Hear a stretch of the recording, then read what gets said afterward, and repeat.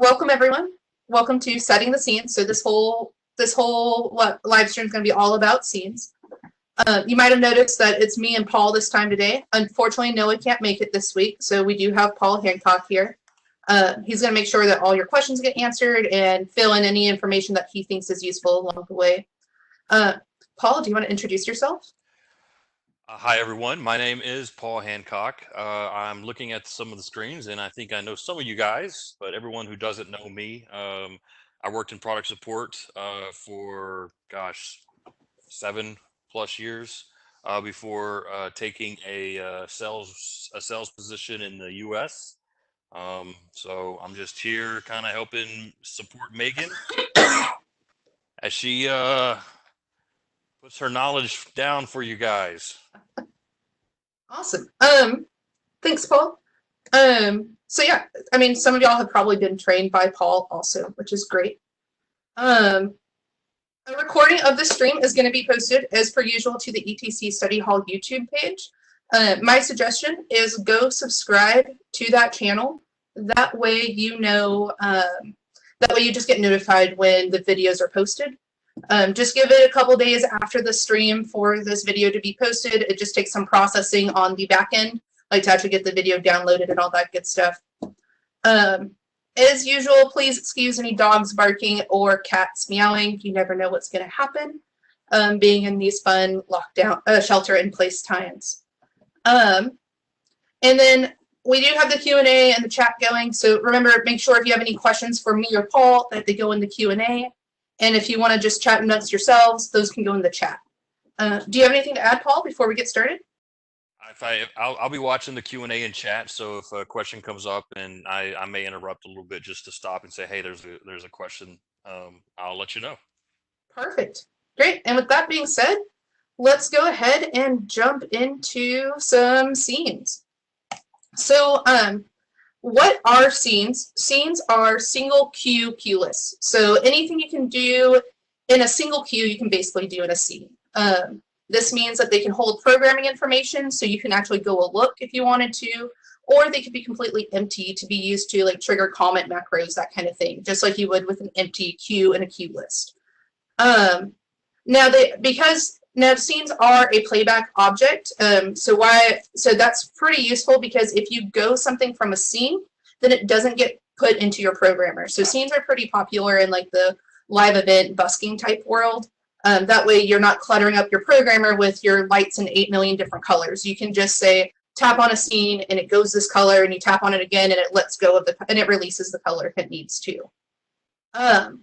With that being said, you might be like, hey, why would I choose a scene versus a cue list? One of the very basic answers to that is that it's a little bit quicker to adjust your timing when it comes to scenes, because you can just say scene, time, 5, enter, and now, or scene 1, time, 5, enter, and now you have adjusted scene 1's fade time to be 5 seconds really quickly right off the bat. And then you can also adjust just a range if you wanted to, just like scene 1 through 10, and just adjust them in that with that as well. Cool. So with that being said, we're going to talk about first, how do you record a scene? So to record a scene, there's 4 different steps. The first step is you have to program the look, which if you're just triggering comment macro, you don't actually have to program, but we're going to program a look. Then you press record, and then you press the scene button, and then you tap in the scene directory where you want it to live. So I'm going to hit clear on my programmer real quick so that the lights go out. And Capture is not following me right now, so 1 second, guys. I got to reopen Capture real quick. Sorry about that.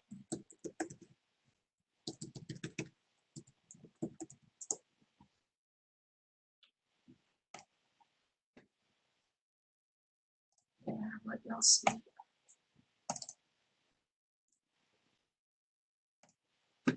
There we go. Okay, so now it should be following along. And we're just going to bring up the spot 2000s at 100%. So we're going to hit full, bring those on, and we'll put them in a position just downstage. That way when we click on the scene, it's going to go to the scene. It's going to go to the scene, and then we will have it, and it'll just go to this position. So we're going to press record on the front panel. And then we're going to press scene again on the front panel. And then that's going to open the scene directory. So by opening the scene, it's going to open the scene directory because it wasn't open before. So then we just click where we want the scene to be stored. So I'm going to put it in 21, for example. And whenever I click on the scene, it's going to go away because the window wasn't open before. Great. And so now to play back that scene, we're going to clear out the programmer because, again, your programmer information is going to always override your playback. So because scenes are a playback item, your programmer would override that. So we're going to open the scene directory now. I'm going to close all my windows. Scenes. And now we can just click on the scene in the scene directory because guard is turned off, and it's going to go. And so now the scene has fired. And then to release a scene from here, we're going to hold down the release button. We're going to click on the scene first and then hit the release button. So I'm going to do that with my keyboard shortcut here. Hold the scene and then hit release, and that's going to release that scene. So I did that with the Z button on a QWERTY keyboard. So to go with scene, you just click on it.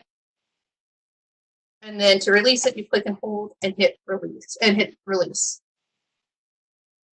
that's really how quick it is to get the scenes going and get them started. Now I'm going to go ahead and record another scene real quick, just to get them in a different position as well. Again, we're going to bring this to full, and we're going to take them now to the band. And we're going to hit record, and then press on the scene button again. And we're going to sort right next to 21. And now we're going to hit clear, and then we're going to play back those two scenes again. And we can see them go from, and we can see them change from time to time. So scene 1's going to go, and then scene 22 is going to go. And you also get feedback into your scene directory. So if you're playing back scenes from the scene directory, you do also get some feedback from there. So you have scene 21, scene 22 is currently going, and that's what that blue bar is currently meaning.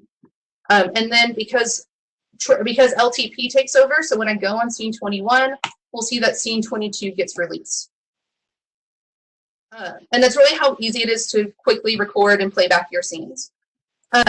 Now, if you have a lot of scenes going in your scene directory and you want to release all of those scenes, a nifty shortcut to release all the scenes that are not on masters is to hit the scene button, hold down the scene button, and then hit release at the same time. So we're going to hold down shift, hit scene, and then release, and that'll release all scenes that are not on masters. Great. And now, so that's how you can go scenes from the scene directory and then release scenes from the scene directory. Now, if you wanted to, since scenes are basically single queue lists, you can also move scenes to faders. So if you wanted to move a scene to a fader, it's pretty much the same syntax that we talked about in the last video of moving a queue list to a fader. So it's scene, the number you want to move, and then tap choose on the fader you want to move it to. So we're going to say turn guard on so that we can just tap on the screen here. We're going to say scene 21. So we're going to hit scene 21 and then move.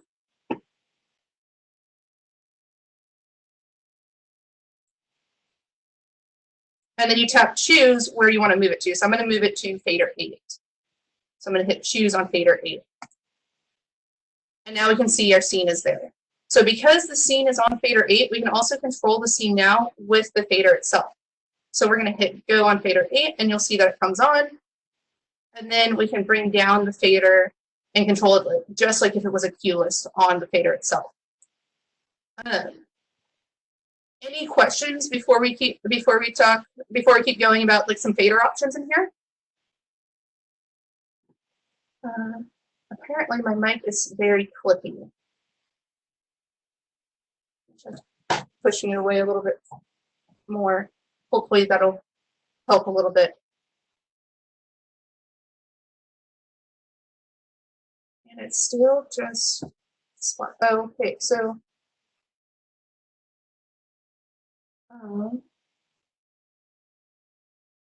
do you get, so I see in the Q&A that it says it's still just the HES splash screen. Is it still just the splash screen? Sorry. Tech is amazing.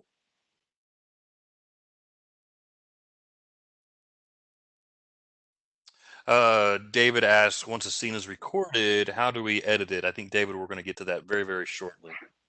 Yes, we definitely are. Great.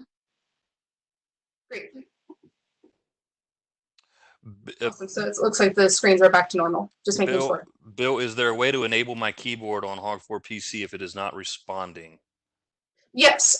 Hit Control Q, and that should toggle whether you're in map mode or ABC mode. So, like, if you look at the screen here, next to where it says page 1, next to the command line, you can see where mine says map mode, where it says map. If I hit Control Q, it changes to ABC.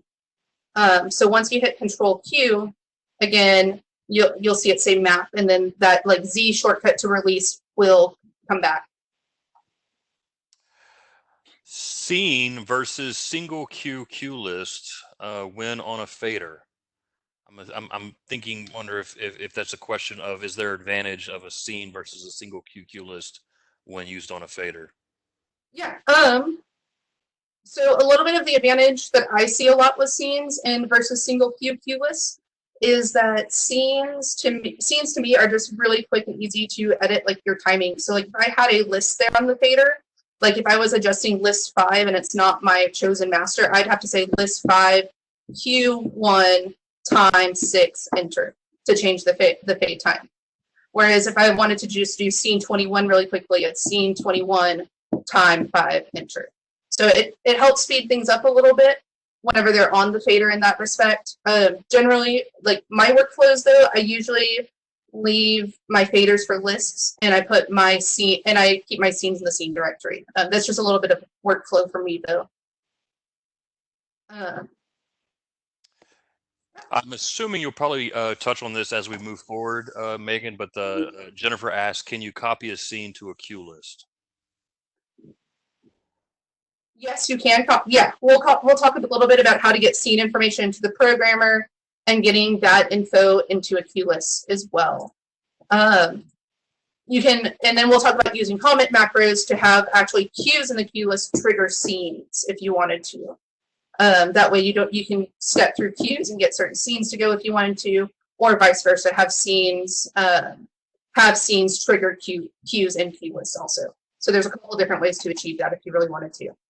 Yeah, and just to kind of piggyback on what you were saying about how, obviously everyone programs a little bit differently and everyone has a little bit different approach. You saying that you typically use your playback masters for your cue list and you use scenes in the scene directory. One thing that I would probably add to that is, for me personally, when I'm using scenes for quick access things, I might dump some of the scenes onto the command keys. Mm-hmm. Yeah. Like flashes, bumps, things that are just single looks, I usually throw in the scene directory. It helps keeps things organized a bit more in my mind. So like the cue lists for me are like actually lists, stuff that I want to step through, whereas scenes are just one-off looks, and having two separate pools or two separate directories just helps the organization in my show file, if that makes sense. Cool. With that said, let's talk about let's talk about actually what we can do to this fader now. So a couple of the fader options, and then we're going to talk about editing scenes right after that. So we have this scene on fader 8 that allows us to basically bring up the lights 45 degrees offset. So because it's on a fader, we can actually, when we double click on the fader, it's going to open the scene window where we can adjust the fade time if we wanted to, adjust the macros, paths, all that kind of stuff, just like if it was a cue list in the cue list, just like if it was a cue list. But what's nifty is our fader right now is currently controlling the intensity of this. And if it's down, we can also use that flash button to flash the fader to full, just as we would expect. We can actually go into options and change what that fader is controlling. So if we go to options and then go into the standard tab, we can say what exactly the fader is doing. So if we wanted, for example, for the fader to release when we brought it down, and so the scene releases out of playback when it's down and then goes whenever the fader's pushed up, we can check these two boxes here and then close the window. And when we close the window, then we can use the faders to actually trigger the scene to go and then bring it down at the same time. And then there's another option in here that's pretty popular, and that's the IPCB fader option. And what this will allow us to do is allows the intensity, position, color, beam parameters to all be affected by the fader itself. So I'm going to go ahead and close this window again, go into our front panel, and when I bring up the fader, it's going to start adjusting based on where the fader actually is itself. So as I move up, then we get closer to that full 45 degrees. We're adjusting all of the parameters, not just the intensity at this point with the fader itself. There's also some other options in here besides IPCB crossfader, like the intensity fader option. If this was a cuelist, a lot of these options exist for a cuelist. You'd see like manual crossfader, that kind of stuff. And then there's also playback scaler and then effect rate, effect size. So if your scene had an effect in it, you could have controlled that from the fader also if you wanted to. Cool. And those are really the different fader options that you can have. And then you can also do different flash options. So one of the options for the flash key that I really enjoy is changing this from flash fader at to a specific level to flash at opposite, which is this guy. And then I also check the go on flash, go on release on off. So what the flash fader opposite is going to do is it's going to say, basically, depending on where my fader is, then it's either going to flash to full or it's going to flash out. That way I always get a bump. So with it at full, when I hit the flash key, it should flash out. I gotta close the window first though. Sorry about that.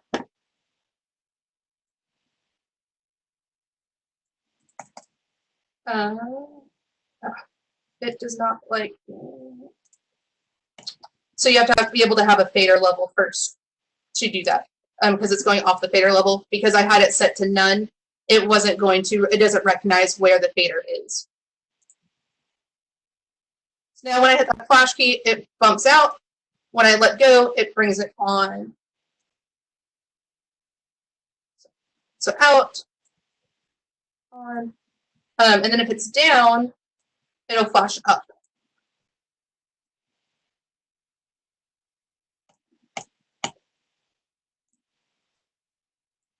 Just see that again real quick.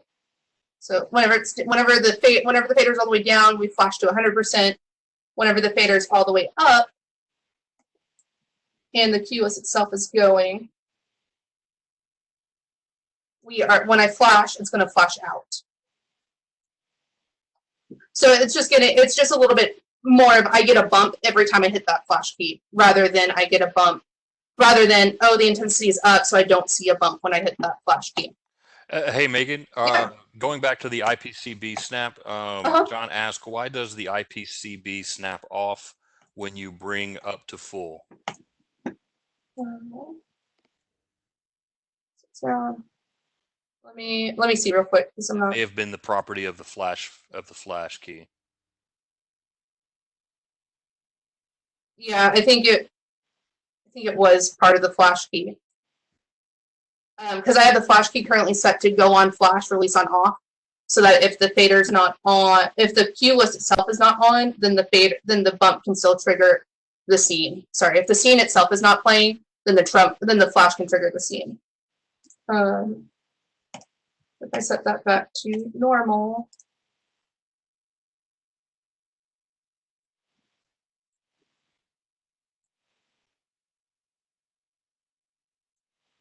Yeah, it shouldn't fly. It should be fine now.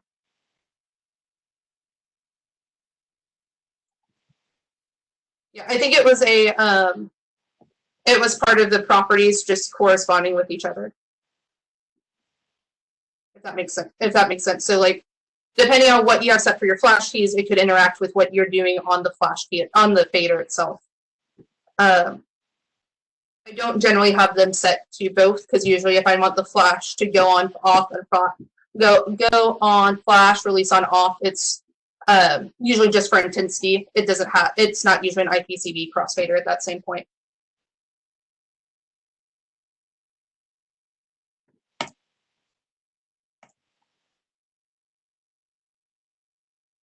Okay, so let's transition a little bit away from playback and actually talk about how we're going to edit these. So to edit a scene, you can open the scene. So once inside the scene directory, you can actually just open the scene directly. So we're going to hit scene 21 because we're just going to open that first scene, and then we're going to press the open button, and that's going to open that editor for the scene itself. Does the scene release when you? I'm sorry. Does the scene release when you put the IPC fader back at 50%?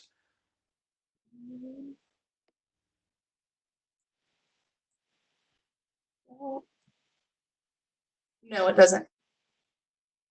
No, because it's still in playback. Right. So yeah, if it doesn't, when I bring the scene's not gonna be released, and we can actually even see that. I'm gonna discard these real quick. Sorry. We can see that it's in the process of being released because it's purple in here. So purple for feedback usually means that there's going to be some kind of releasing happening. So as I'm bringing it down, we can see in the feedback that it's being released. And then once I bring it all the way down, it'll be released. And then as I bring it back up, it'll start being green, meaning it's going. Yeah.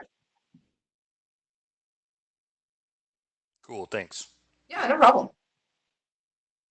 Great. So now back to how we edit scenes. So to edit a scene, we have to open the scene first. So we're going to hold that open and then click on that scene, and it's going to open the active editor. You can see what the active editor is at the bottom of the display where it says scene 21. That's showing you what your active editor is.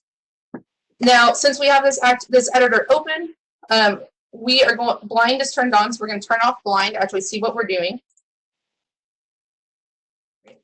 And then we're going to make some adjustments here. So I'm just going to just tilt real quick to be a little bit further out. And since we've modified the tilt values here, we can see in the scene that we've modified, and just like any active editor, to update the scene after we're done, we just hit the update button. And then when we hit update, it's going to close the scene, and now that's been updated. And that's how you can start editing scenes. So you just open up the scene and make the edits, then press the update button itself.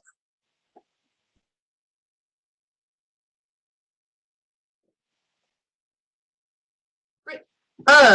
You can also, without being in the scene, we can adjust the fade time itself. So to adjust the fade time of the scene, so like scene 21's fade time we can see is 2 seconds. So without even being in this window, we can actually adjust the fade time just by hitting this, doing some command line syntax. So we can say here, scene 21 time, and then we get to specify what our fade time is actually going to be. So if we want our fade time to be 10 seconds now, we can just say 10 and then enter. And that's going to adjust the fade time of that scene specifically. And if we double tap choose on that cue list, it's going to bring it back, and we can see that our fade time is now 10 seconds. If you were already in this window, you can also click on there, press set, and then type in the fade time that you wanted to as well. Cool, but that's really how you can adjust the fade time without actually being in the scene editor itself at the same time.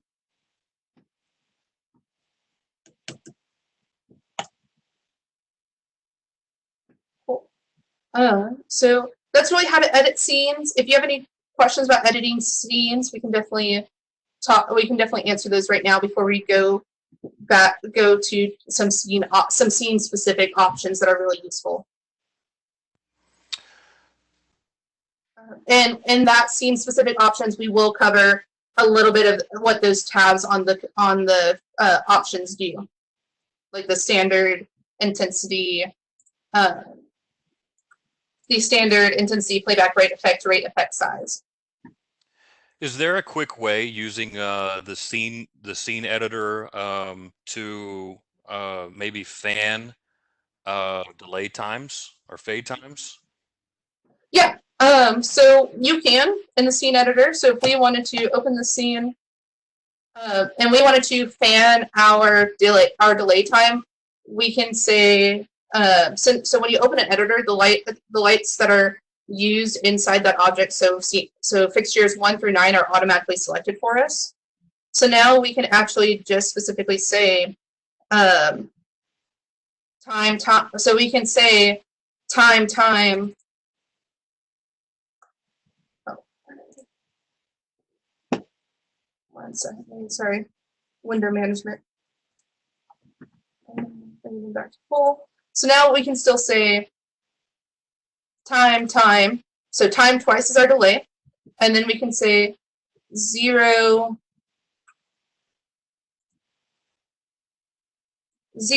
through 9, enter, and that's going to fan out our delay time. Now in the scene editor, right now you don't see our timing, but you can also go up at the top where it says fade or delay and see that our delay timing has been fanned across. It's been fanned out. You can also go and see what your fade time currently is. So it's set to 10 seconds. So if we wanted that to be lower, we can also adjust that as well. So if I wanted that to be 2 seconds now.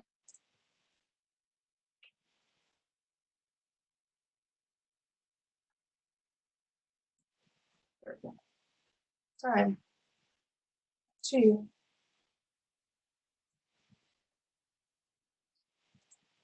Enter. And now we've adjusted our fade time to 2 seconds.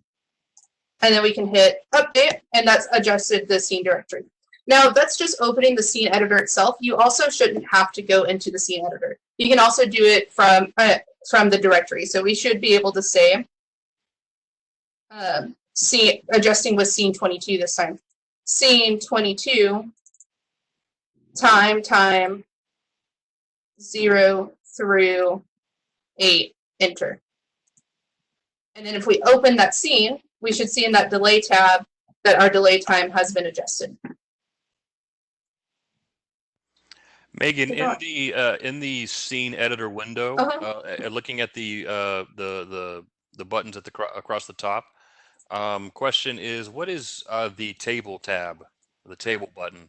Yeah, so the table tab has to deal with effects. So if you wanted to assign a specific effect sine wave, stat, like the different types of waves that you want to assign for this effect. They're all listed here, just like if you were in the effect engine itself. It's just another way to see that information. That way you're not hiding information as to why that didn't, that way you can just see what exactly is in that scene just from one window and just change the tab at the top. So going from size over, that's really all dealing with effect information, which we have a video talking about effects. I believe it's the next one. Yeah, the next video is actually talking about effects, which will cover a bit more of what exactly does in-shot mean and what does table mean and that kind of stuff. Awesome. Yeah.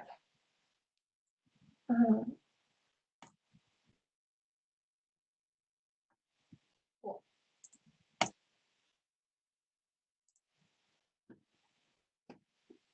Great.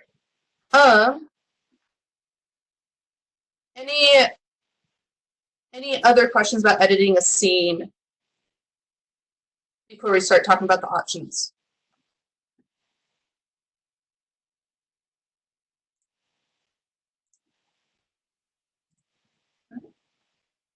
With that being said, let's talk about some scene options. So if we notice when we click on a scene with guard turned off,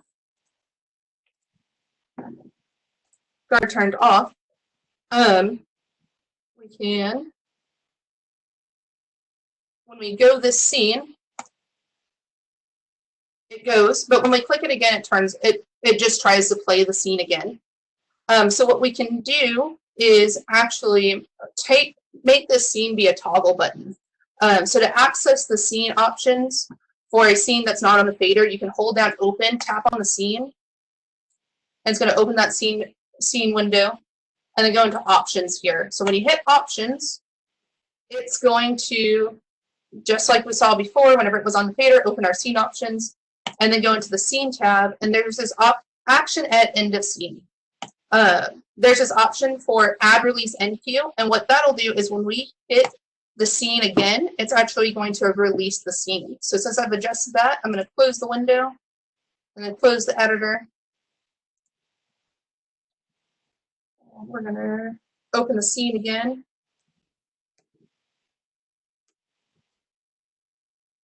And now when I click on that scene, it's going to release that scene. And when we hit it again, it's going to turn on. So that's kind of how we can make a scene into a toggle button if we needed to. That way we can just quickly tap in the scene directory and play what we want, and then release what we want also. That's one of the main features. That's one of the main options that I adjust whenever using scenes. This can also be set globally, so you don't have to actually just do it on a per scene basis. You can go into the preferences window, so set up preferences. And then inside the preferences, there will be you can see the scene tab there as well, where you can go and adjust globally that scene option. So, and then there's also the option in here at the action at end of scene for auto release at end. So maybe you just have a scene that that's a comment macro that fires another cue list or something like that. Then that's something I usually put as an auto release at end. That way the feedback in the scene directory, just once it's done going, it releases itself on it. So I'll set that real quick. And I'm going to apply it. And I'm going to hit OK to close the window and get that applied. So like I'll get it released, hit go on it, and it's going to go, and then it should. I did not check the box that said apply to all existing scenes. That's what happened. So unless you check that box in the preferences that says apply to all existing scenes, it will not adjust what you've previously recorded. So I'm just going to do it on this cue specifically, on this lit scene specifically.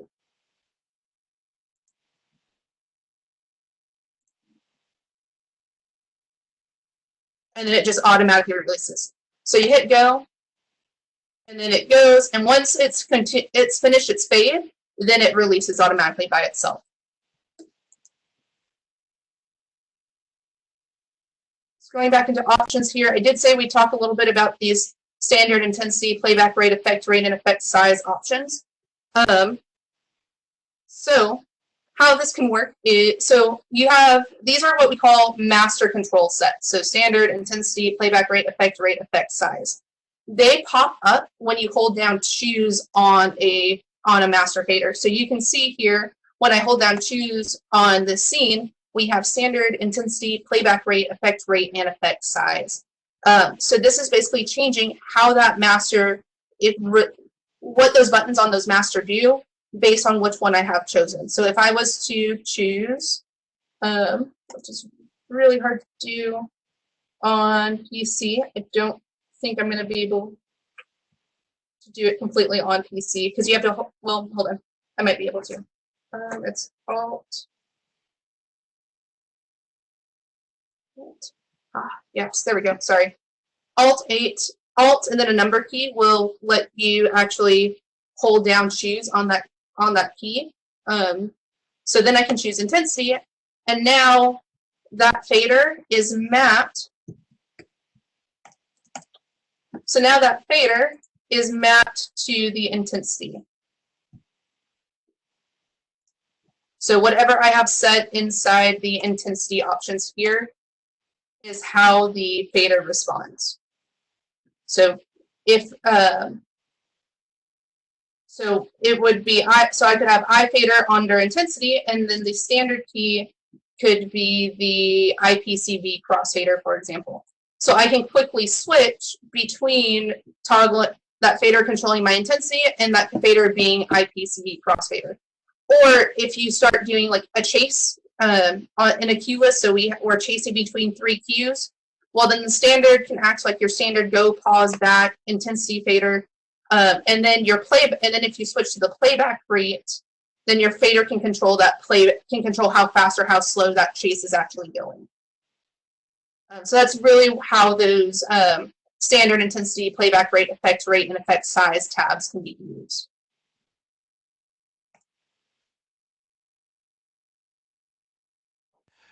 Megan? Yeah. Alan says he doesn't have his console in front of him. Uh-huh. But can you do like just a general overview of the standard tab, intensity tab, etc. from the scene tabs? Yeah. So the standard tab by default is just going to be, so this is where you go to kind of adjust exactly what the go, pause, back, faders, and flash keys are going to do. So your go button, you can actually assign that to do something else. So we can say, great, instead of go, we can have it be a release button. If for some reason you didn't need to hit go, you just wanted to be able to release that when you hit that button instead.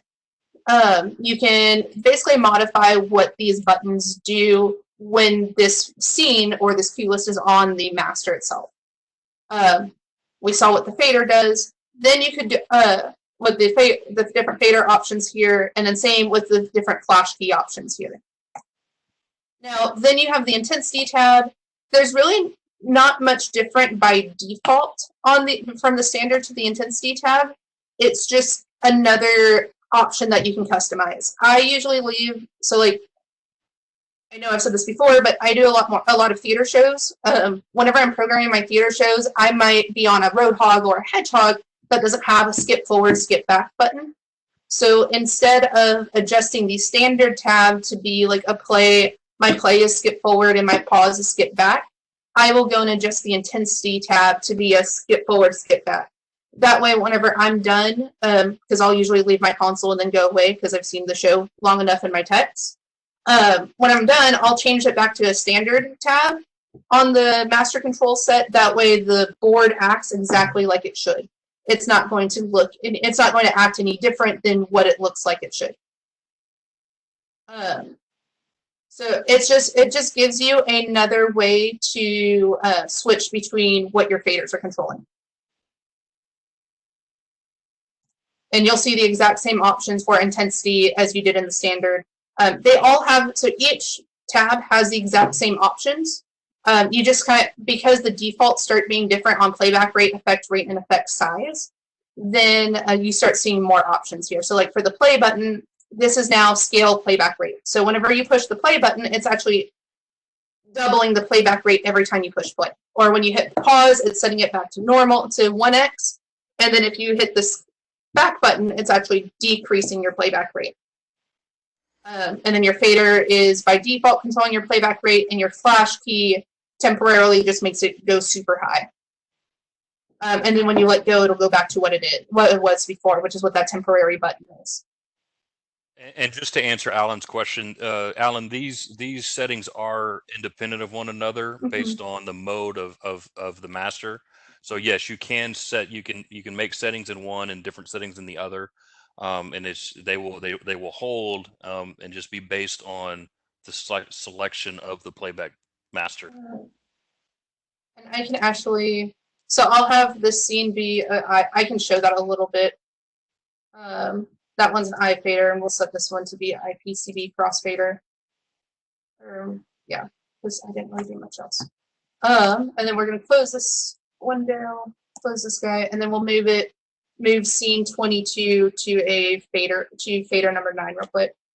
Scene 22, move 9. So right now we have the standard tab chosen, and we can see that it's chosen because it's filled in with that standard. So when I bring up that fader on fader number 9, what we'll see happen is, because it's standard, that should be the sorry, that option for auto release at end is. Also, be careful of what settings you have, because I had auto release at end, so it was actually just trying to automatically release the scene right after I was done. So that's your standard. Intensity is our IPCV crossfader. I'm going to go ahead and uncheck these options. That way we can just clearly see, like by default, what the fader will do. Great. Cleared out. So with the fader up, I hit go. It's just going to be your standard intensity fader. Taking it down 0%, bring it back up 100%. Now, if I hold down Alt 9 and choose the intensity tab, now this is, remember, we changed this to be our, we changed it to be an IPCV crossfader. So as I bring it up, it wants to respond. Now it's just responding based on the fader itself, just like an IPCV crossfader would. So it's just going to allow us to quickly change what that fader settings actually is, and it only affects that one scene, and those tabs are completely independent of each other, like Paul said. It's really useful. I use it a lot more for like for effects also. That way I can have my effect rate on one fader. I move that scene again to another fader, and then I have my effect size on that fader also, because they're on two different master control sets. So one's on the effect rate scaler, and the other one's on the effect size scaler.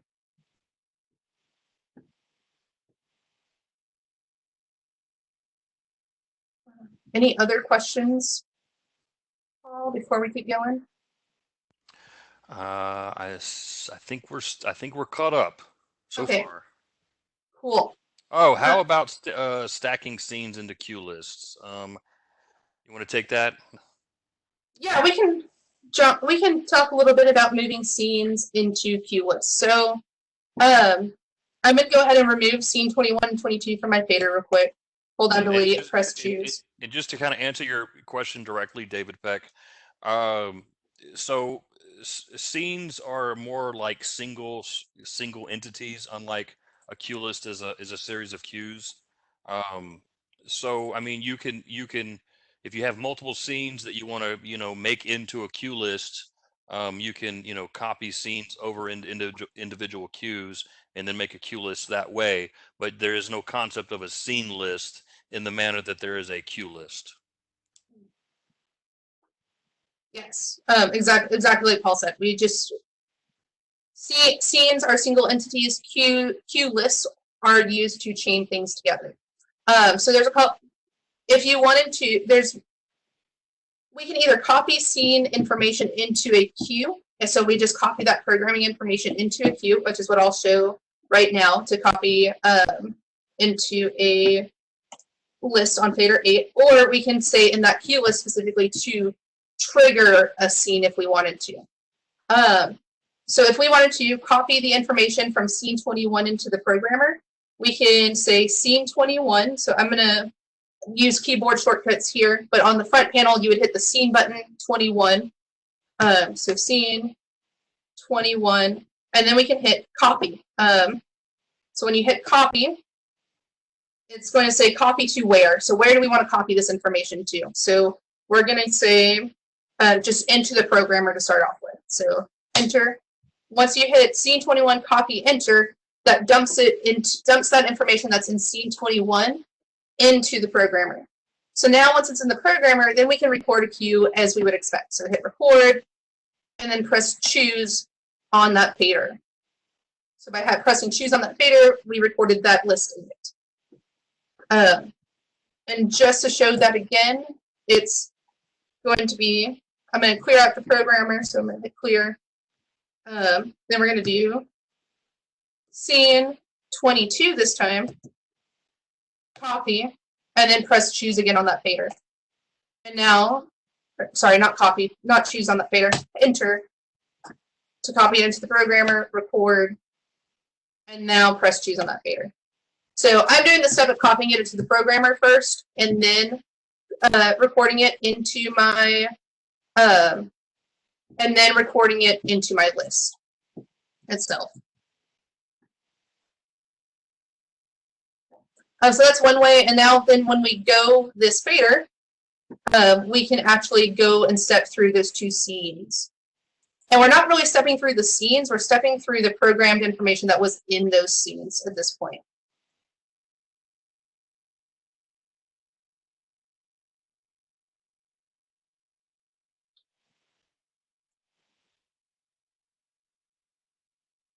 The other option would be to trigger the scenes through a comment macro. So I'm going to go ahead and record just 2 empty cues onto fader 9. So hit record, press choose, and then record again and press choose again.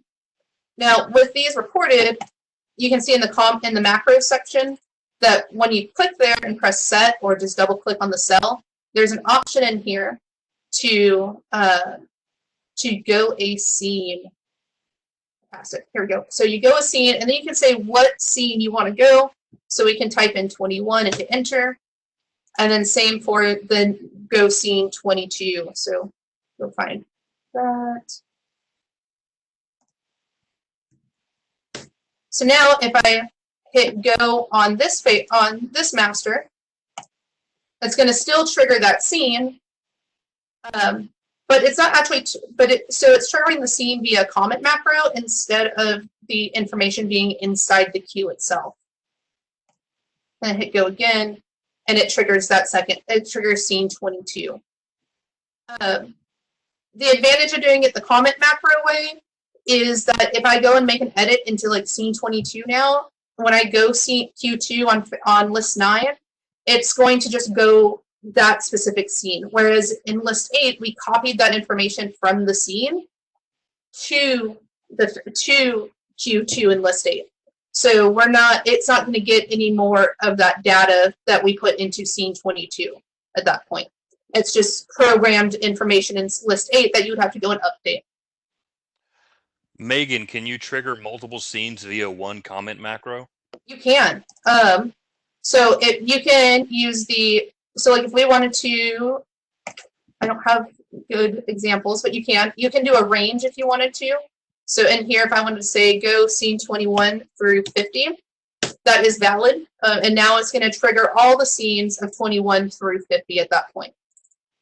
So to get that little greater than sign, it's just the through key on the front panel.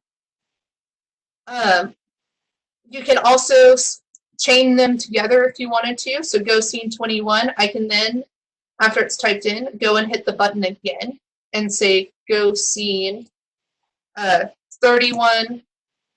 And then I could even toss in a release scene if I wanted to. So to automatically release one, I can say release scene 22 at the same time. So whenever Q1 is fired, it goes scene 21. It also goes scene 31 and releases scene 22 at the same time. So you can chain comment macros if you wanted to, so that when you just go one Q, it fires the comment macro. Maegan, when copying scenes into the editor, so just going back just a little bit, and then recording them into a queue list, do those queues and does that queue list hold tracking information? So so it depends on if the scene had new information or not.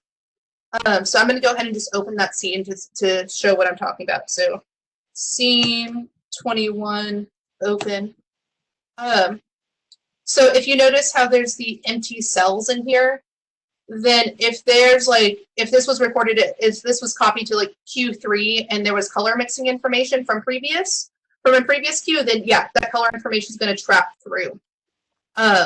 So that then these would be changed to a different color. Now, if there was position information, LTP takes over, and this is the information that we see on stage. We would see our pan and tilt for this position information. When you're copying cues or when you're copying scenes into an editor, and you want to, if you're copying scenes into an editor and you want it to be a block queue or for there not to be tracking that falls through. So basically you see what's on stage right now. There's a way to do this. So let me, and you can actually check in your programmer to see exactly how you're doing it. So I'm going to say scene 21. I'm going to hit the copy button.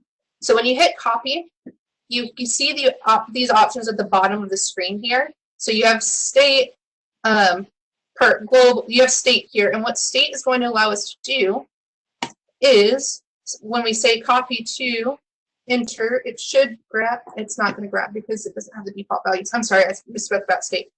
So once you copy it into the programmer, if you don't have information in here for color mixing that you want, that's when you can actually use the touch button. And when you use the touch button, it's going to go through. The fixtures have to be selected first, which is not what's happening. Sorry, guys. Got to select the fixtures first, and then press touch. Cool. So once you press touch, you'll see that we actually go and grab all the parameters for all the information. So we no longer have empty cells for CMY values. We actually have those set to 0%.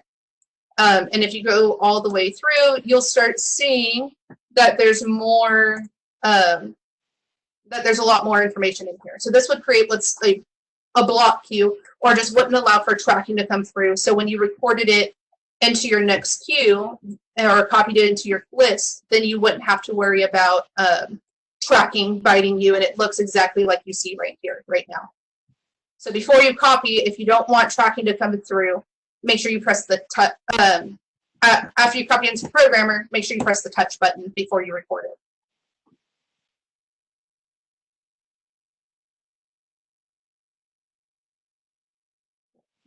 And since I'm talking about touch, I'll go ahead and talk about touch and suck real quick. Because those are two different buttons, but they act pretty similar at the same time. So when we press touch, that actually went and grabbed all values for whether or not they're default. So CMY is still at 0%. The beam information is all set to open, and whatever the default values were. So your touch can really be used to go and grab all of the information and create and allow for tracking not to pass through. Then you also have suck, and what suck is going to do is it's going to only grab the non-default information. So I'm gonna, so if I wanted to grab these fixtures that are on stage currently, I can use the live button to say grab these fixtures, and then press suck. So we're gonna hit that, try that again. Live, and then suck, and that's going to grab non-default information. So what I mean by non-default is things that have changed from whatever the default values are. So we can see that we have our position information, but we don't have the cyan, magenta, yellow information anymore. That's because we hit suck, because there's no CMY was kept at defaults. Now, if we were to hit touch at this point, we're going to grab those default information now. So you'll see that CMY now has 0% intensity here. And that's really the difference between touch and suck. Suck allows you to grab only changed values, whereas touch grabs all of the values, whether or not they've been changed from the defaults.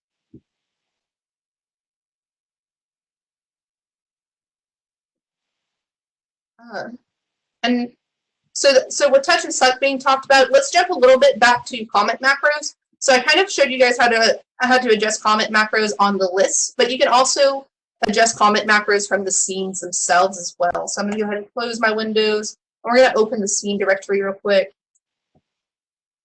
And in the scene directory here, we're going to, so if you wanted to assign a comment macro to a scene, you can actually just go into spreadsheet view for the scene itself. And then you can see that there's a macros column here. So by going into macros, we can say specifically what we want to happen. So maybe with scene 21, we get those exact same information. So we can say to release a scene, we can say to release anything else, maybe to even just release everything that's currently going on right here, or release others, where it's going to say go scene 21, and we're going to release everything except for scene 21 itself. And then you can go back out of here. When we go to the scene, it'll trigger it, and it's going. And it released everything else that was playing. So you can assign comment macros to scenes if you wanted to, and you can do that whole chaining and firing multiple comment macros at the same time if you wanted to, the exact same way that we just did in the cue list window, just in this macro section. You can also quickly change your fade and delay time here, and you can quickly assign a color to the scene if you wanted to as well, just like in every other directory, and fill in the scene and fill in the color and make your scene directory nicely color coded. Hey Megan, does release others only release other scenes, or does it release cue list as well? I believe it should release cue list as well. Let me. We can try it. All right, so we have cue list going. I believe we still have that comment macro there. Let's double check. Yeah, release others. Great. Have a spreadsheet view. So now when I go that, yeah, it releases the cue list as well. So yeah, it's just release other playback objects when you hit go.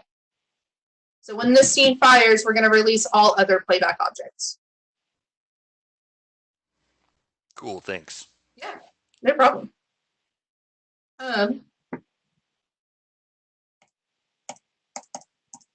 Cool. So those are really the basics about scenes.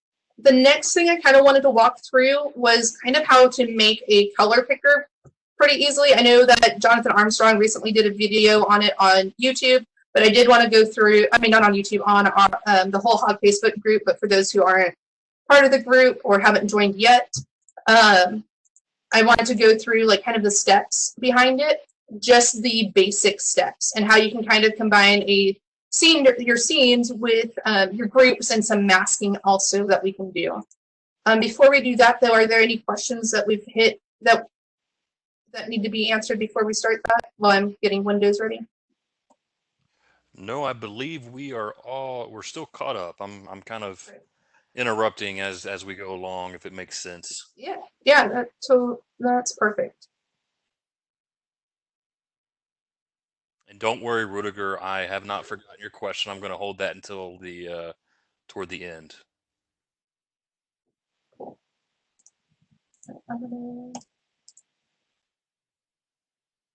I'm going to move this over just so we can actually see the color directory. There's not a good way to focus on everything. Philip says, this has been great so far. I'm learning a lot. Thanks, Philip. Great. Awesome.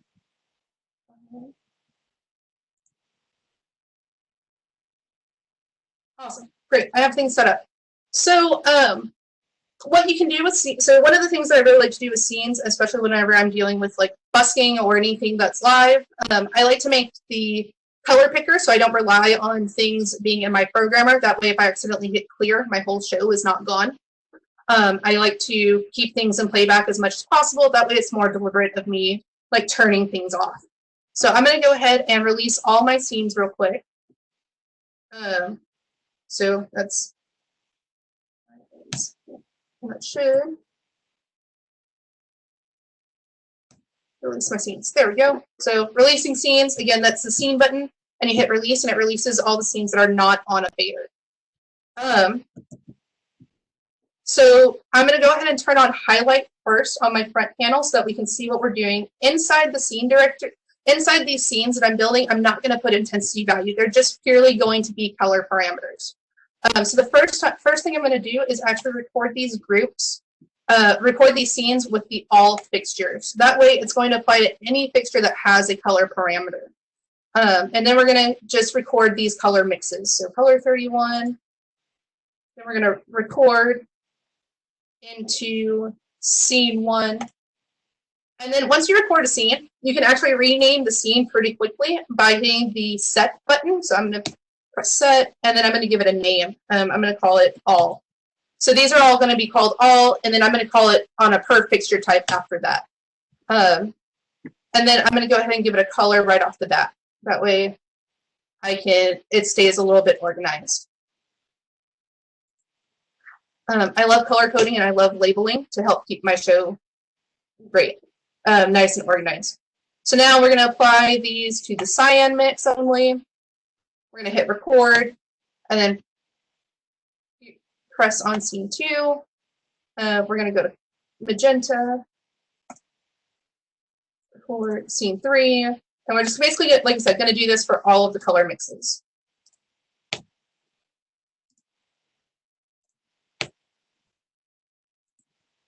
And then blue. So because I want them all to be labeled all, I can actually click and drag on all my scenes, and then I can press the set button. So I can hit set down here, and then rename them all at the same time. And now they're all renamed for me. And then I'm going to go ahead and just give them quick colors. So if you do this color, when we copy these scenes, they will actually take the color with them as well, which is why I'm going through and doing this right now. Great. So these are now all. So if I trigger a scene, we'll see all the lights come on in blue once I select the pictures. So all magenta. Oh, sorry, one second. Oh, I have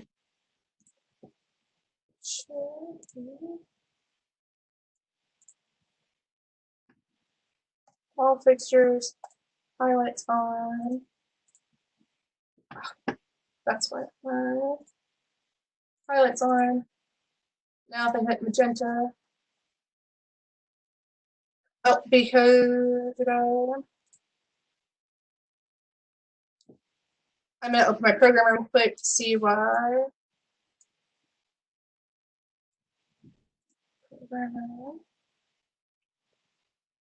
Does highlight override the programmer in this playback? You know what? It is. You are correct. Thanks, Paul. Because highlight's going to override your color mixes to be open white. I believe. Aha, yes. Thanks, Paul. And then what's also hitting me is whenever I change that in the preferences window of auto release at end, it is apply auto releasing that color. There we go. So now we can change our colors with just a button push.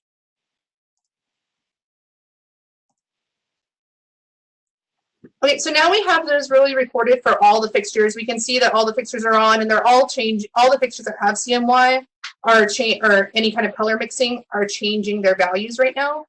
So what we can do is, using the command line, we can actually make this apply, copy these scenes to only like the spot 2000s now.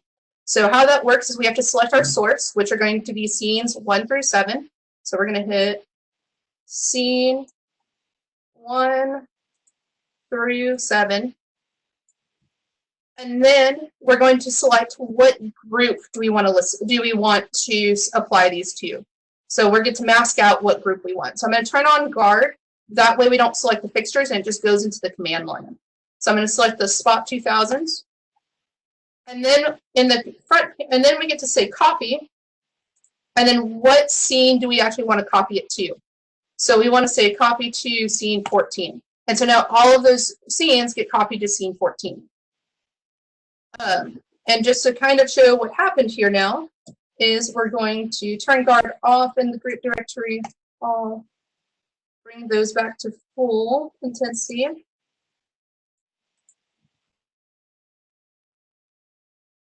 want all of them at full though. Cool. So now all the fixtures that can be in cyan are in cyan, but now the spot 2000s, I can change to red. Whatever I'm on. So I'm going to take out those dimmers also. So the spot 2000s, we can kind of see them in the bottom at the bottom of the capture screen. Those really cool purplish lights at the bottom. Those are the spot 2000s changing there. So I can make them white to be a little bit more apparent. Because of LTP, so whenever I hit red, it's going to change all the fixtures to red. So we stomp those scenes for the spot 2000s get stomped out. And now the spot 2000s be white. So I'm going to go ahead and make another row, but this time with the RGB LEDs in the back, and just so that we can see that syntax again. So again, we have to select our source, which is going to be scenes 1 through 7. So we're going to say scene 1 through 7. Then we tap the group in the group directory. And again, that group, we need to make sure that the group directory guard is turned on, so that group actually goes into the command line. So we're going to click on the RGB LED, and then press copy. And then we're going to say where in the scene directory do we want to copy it to. So scene 27. And that's going to copy them all. Again, I can go back and highlight them all and relabel them. Set. And these are going to be the RGB LED. And I can do the same thing here. And set these as the spot 2000.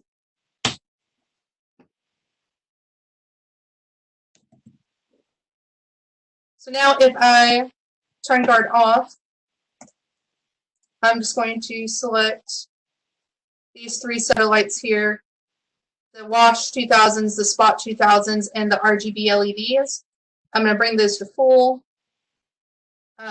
And now we can say, great, the RGB LEDs, I don't want them to be red, I want them to be cyan, while the rest of the fixtures are in that red, the spot 2000s are in white, and the RGB LEDs are in blue.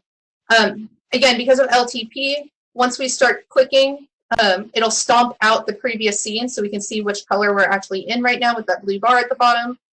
And if I go to any of the alls, it's going to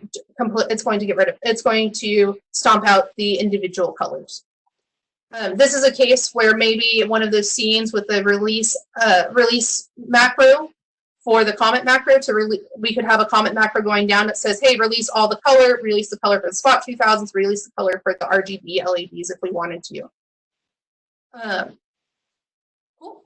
And that's really what I had to show you guys about how to build a color picker. We could keep going with the different groups in the group directory. Again, that syntax is you select, so once we have the scenes already recorded, so scenes 1 through 7, then we can select the source, which is scene 1 through 7, select the mask, which is the group in the group directory. Remember that guard needs to be turned on. Hit copy on the front panel, and then press in the scene directory where you want those scenes to be stored. So select its destination from the scene directory. Cool. And that's going to turn us into the question and answer section.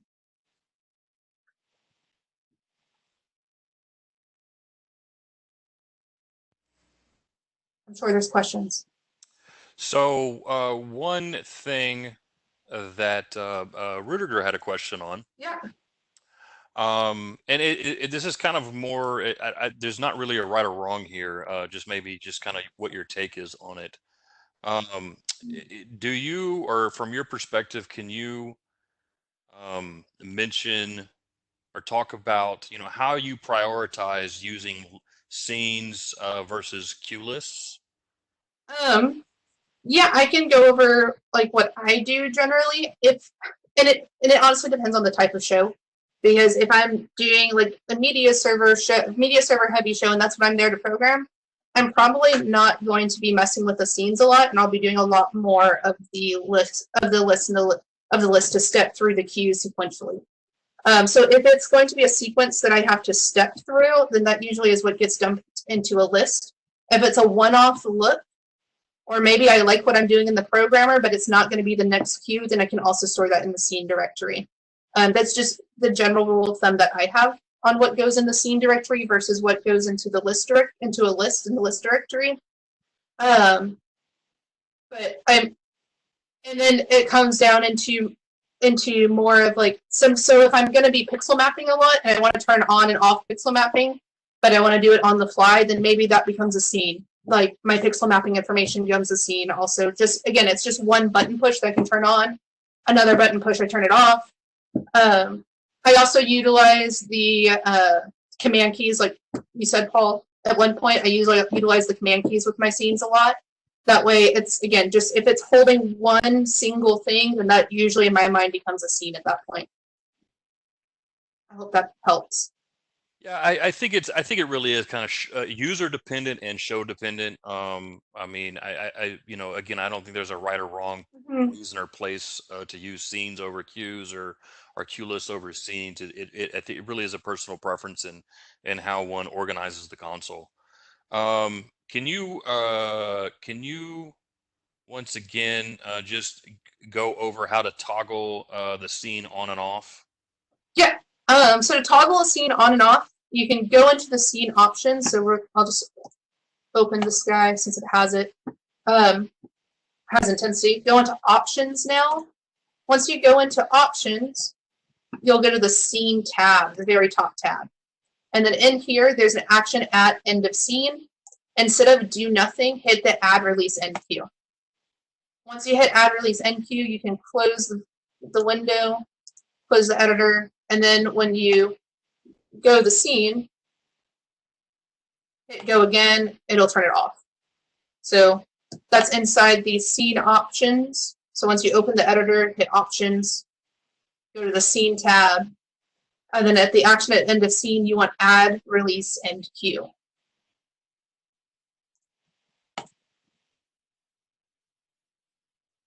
And that just makes it a nice toggle button to turn on and turn off with just the same button push. If going back to the color picker example and the exercise, if I want to pick or use maybe one of the 1/3 group to pick a color, does that work when you've used the scenes to create the all fixtures, or do you need to create individual, you know, scenes for the first third, or the second third? So you probably want to create individual scenes for each third then if you want to break it down that much. This was just for that one group of fixtures that I want all the Spot 2000s to go red. Now if I wanted the like 14, group 14, 15, 16 to go blue at a different time, then I would have to create those scenes. And it's the same syntax. You would just have to copy. So you would say scene 1 through 7, select the group that you want it to apply to. So group 14, copy to, and then select the scenes where you want to put them. So like I could copy them to scene 47 here, and that would add those 3 groups in there, if that makes sense. So they would have to be new scenes, or else because the scenes in here, since it's playback, it's still going to apply to all of them. Right. Going back and talking a little bit more about touch and suck, how is tracking affected by using those? Just like if you were to record, so touch and suck.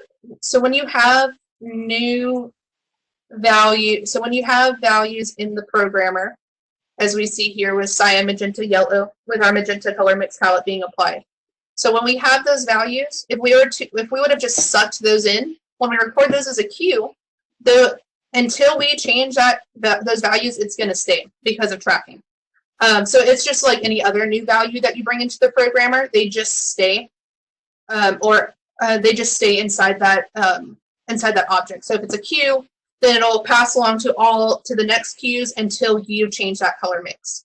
If I was to hit touch right now, all of these values would now get recorded into the queue, and then all of these new values, so all of the dark blue values inside the programmer, now get carried on into the next queues via tracking.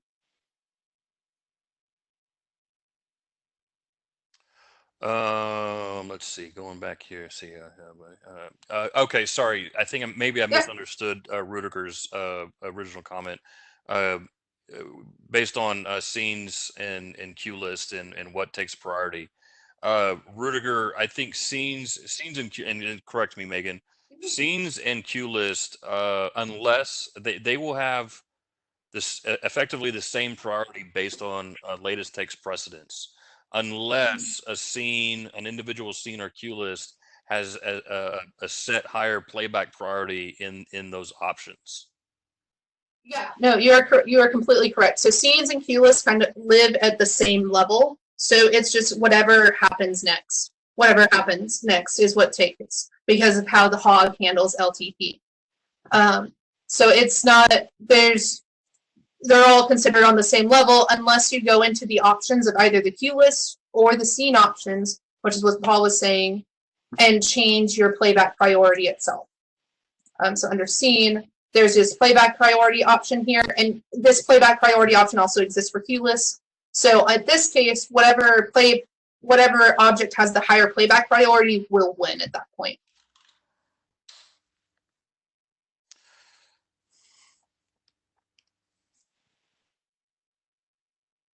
How do you change the default fade time for scenes?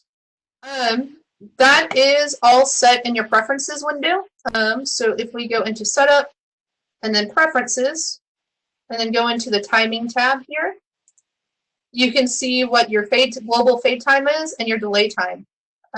So if you don't specify at recording what your fade time is, then it's going to default to whatever is here, just as queues and queue lists do. So there's not a separate global scene time versus queue time. And then to adjust your release time, you can go into your scene tab and change your release time here where it says 2 seconds. You can change what your release time is when you record. Is there a way to set a release time for multiple scenes at once via the command line? There is not via the command line a way to do that. Yeah, unfortunately, your release time is set from that options window, so you would have to go and change it there. If you're trying to, so that is usually if I need a specific, if I know I'm going to be adjusting what my dedicated release time is, then that might be a reason why I go to queues versus a queue list. That way I can do a Q1 that is like my fade in, and my Q2 is a fade out. And my Q2, and then in that queue list option, I have that auto release at end option set, so it automatically lets go of that queue list once it's done, it releases.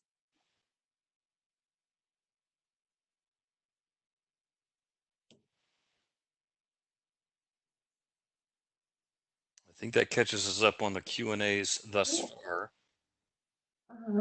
So if you guys have more questions, feel free to ask. I mean, this time is for Q&As.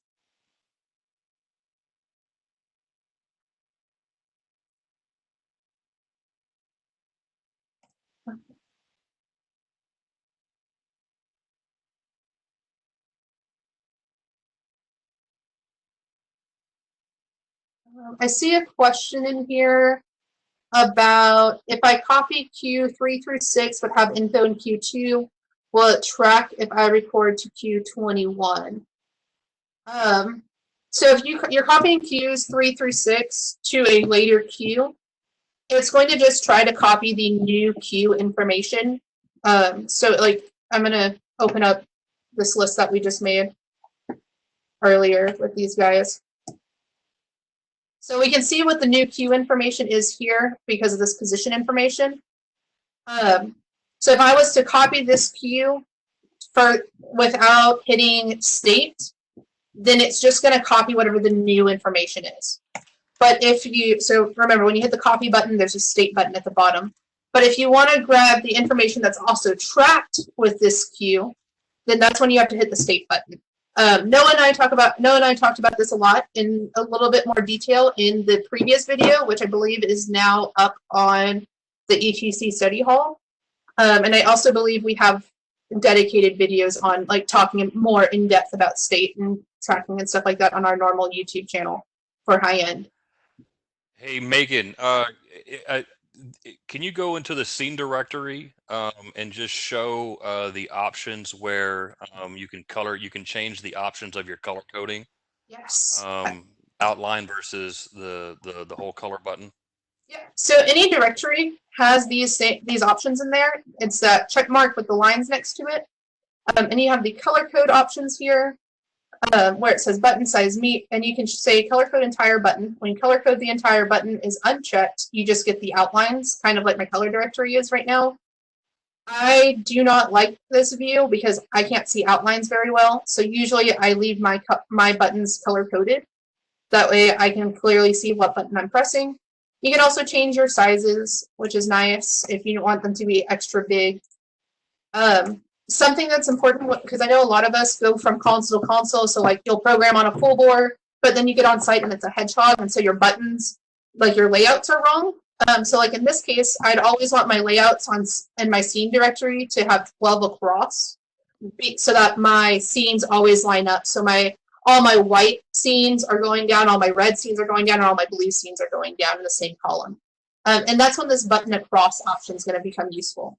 So if I change that button across option to, let's say, something wonky like 4, when I apply that, it's just saying the most buttons you can get across are 4 rather than take up the entire window, which is what the auto option is.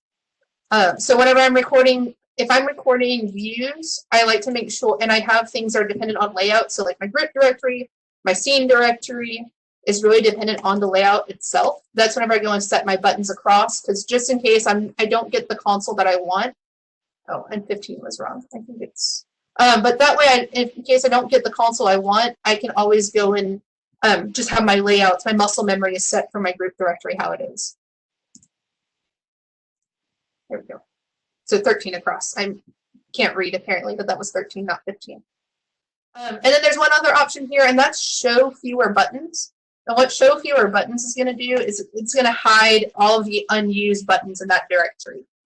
I am a very spatial person when it comes to my directory. Like I place things where I want them to be. So usually this button is not checked for me. And those options are available in all of the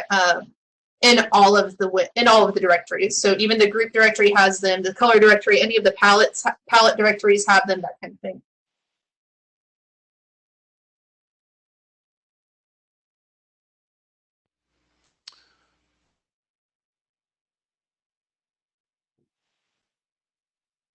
See, when you color code the buttons on the palettes, why do you have to reset the color buttons on some palettes but not on others?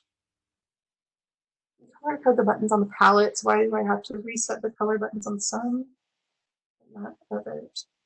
I don't completely understand what it's asking. Do you have an idea, Paul? Maybe I'm guessing here, Rick. If you maybe want to clarify in the question, each directory has its own set of unique options, and maybe if and these options are stored when you record and make new views. So that may be what you're asking. You were able to have solid buttons on one directory and outline buttons on another directory. So maybe. So like I'll record this and I'll show what Paul's kind of saying here. So like if I record this view right now, hold down record, click on that. Yes, I want to replace. And then I'll make a whole new view with these actually color coded in. Now, when I toggle from programming, they go on. I mean, they're outlined, and when I toggle again, they're filled in. Oh, he clarified. Rick clarified. When I load or show, some palettes have the buttons already colored. Others have to reset. So that's going to be all of those color coding options are saved via show file. Yeah. And then also, so like in the color directory specifically, when you hit auto palettes, Hog will only color code the Hog Hog will only color code the color mix palettes. It doesn't color code the color wheel palettes. So maybe that's also what you're running into. Because like if I open the color directory right now, you'll see that only the white, cyan, magenta, yellow, red, green, blue has the outline, whereas the rest of the colors in here don't. And that, again, that's just because of what we do by default. These were generated with auto palettes, so they don't get, so the others have not been color coded yet. A trick in the cut, since we're talking about the color directory, a trick with color directory is you can also say to auto color swatch, and then what that'll do is you have it. You can actually get a swatch in there in case whenever you're mixing colors, you don't want to give it right away a color for some reason, like the outline.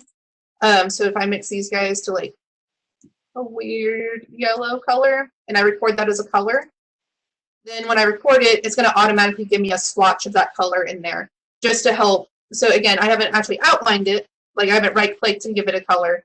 It's just Hog is deriving those color values to put in there.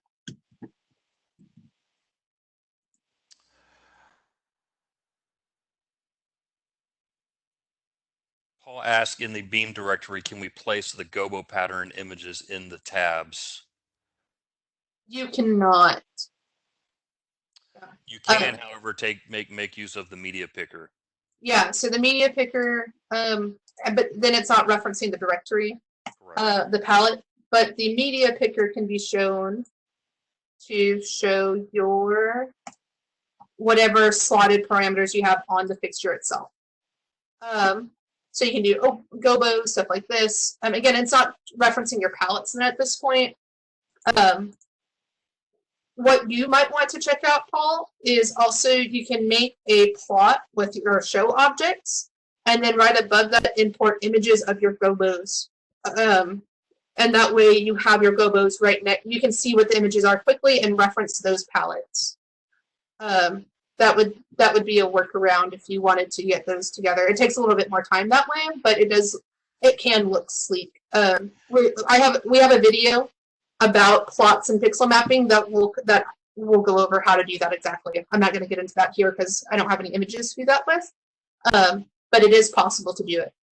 Is there a way to make a scene in the directory into a flash button, or does it have to be on a fader?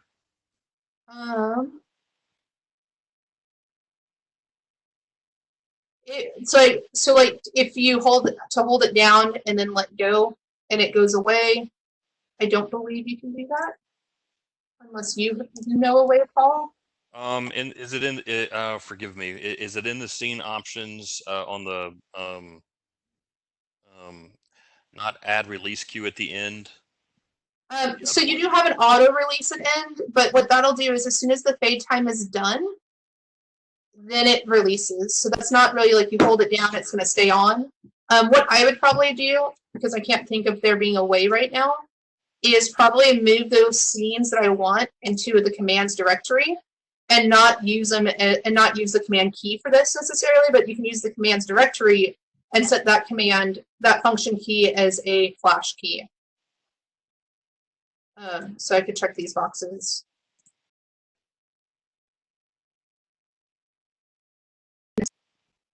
Here. Commands is not in this window, my bad.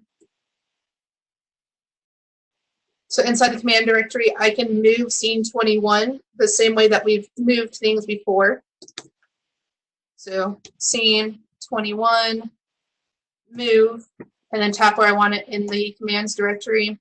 It moves it into my commands, and then I can change my command flash key from my command key from a go to a flash, and then go back to table view, turn off guard, and now when I hold it down, it goes, and when I let go, it releases. So you can't do it in the scene directory necessarily, but you can do it in the commands directory. Maybe just something to check. Billy mentioned something in the table mode of the scene directory. Set the release to yes. Maybe that maybe that might be it. No, I think that's just, is it releasable? Yeah, it's just saying whether or not it's not release. It's release on other go. Right. So that could technically be something also that you could do is if you hit go on another playback object, then it'll release this scene. So like I could say if I set this to yes, and then I go back here. Now if I go this scene, it's going to turn on. And then if I go a different scene or a different playback object, this could also be a list. It's going to release that scene. But it's still not a true. You hold it down, it's going to go until you let go type deal. Right. Are you able to just give a quick look at putting just moving a scene to a command key? Yeah.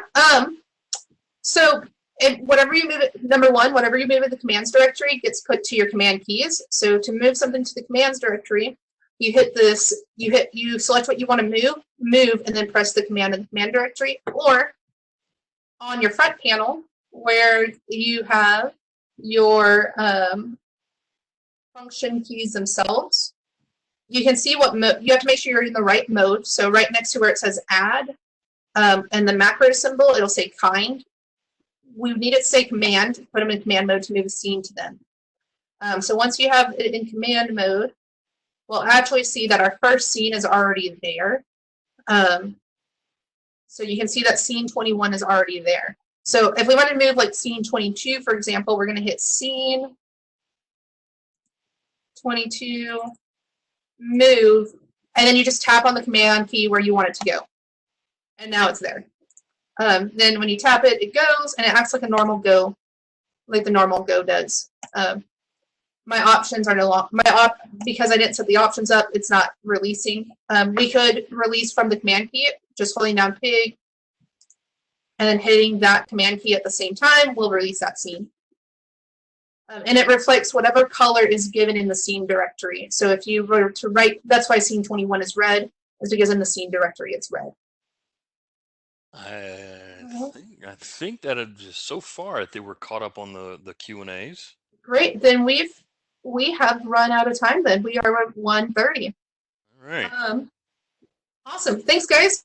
Here's something. So thanks for watching. Thanks for learning a bit more about scenes. Hopefully that helps give some more info as to why they're used, how you can utilize them a bit more, even if you're in a just like a kind of a playback type state. Here's what we have upcoming. We have tomorrow, like I said, we're doing HogNet networking with Scott and me, and with Scott Barnes and me, and we're gonna go over the different ways to connect your console. Scott's gonna talk a little bit about his workflow also and how he does stuff on set. And then we have a lot more, just like let's take a deep dive into this one feature of Hog coming up. Awesome. Be on the lookout at ETC Study Hall for the next registrations for the rest of the classes. Anything else, Paul, that you want to mention? No, thanks for playing along with us. Yeah. Thanks for letting me sit in. Cool. And we will see you guys next time.